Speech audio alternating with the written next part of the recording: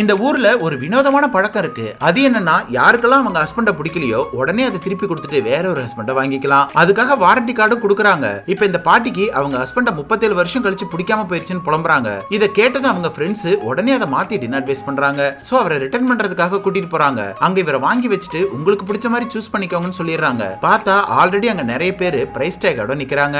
இந்த பாட்டியும் அவருக்கு பதிலா சின்ன வயசு பையனா கூட்டிட்டு வந்துடுறாங்க.